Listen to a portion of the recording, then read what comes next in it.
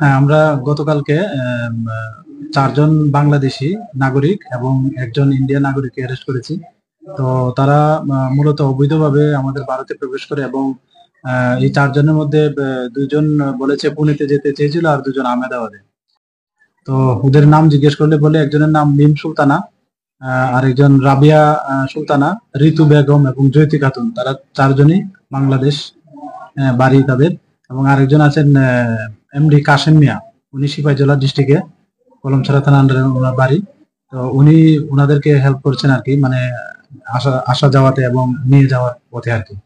তো আমরা আগামীকালকে আমাদের জিআরপি থানাতে একটা মামলা নিয়েছি এবং আজকে তাদের মহামান্য আদালতে পাঠানো হবে। তাদের ইন্টারোগেশন চলছে, দেখা যাক আমরা কতটুকু মানে তাদের কাছ থেকে মানে কি জানতে পারি। তো ওইটার বেসিসে আমরা রিমান্ডের বিষয়টা দেখবো আর কি।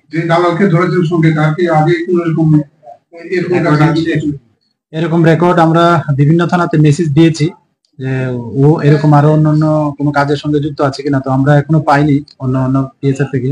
তো আমরা দেখছি এই ব্যাপারটা, মানে আরো এরকম কিছুতে যুক্ত আছে কিনা।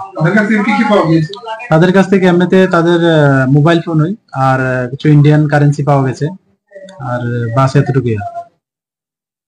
ঠিক আছে।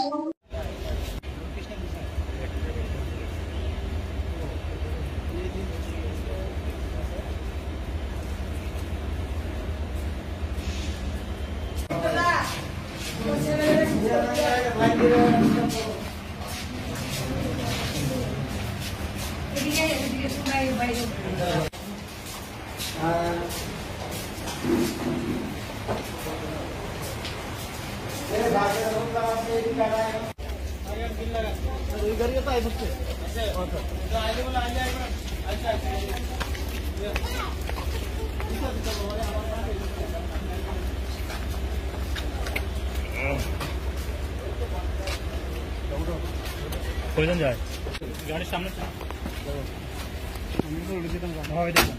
মেডিকেল দোয়ান আমি কাগজ দিতেছি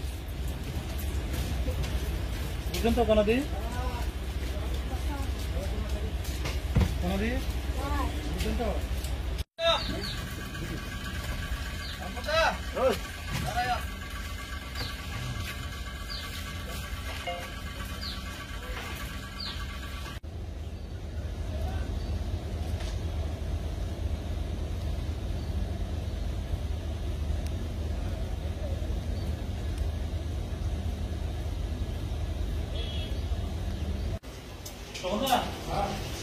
पीछे नहीं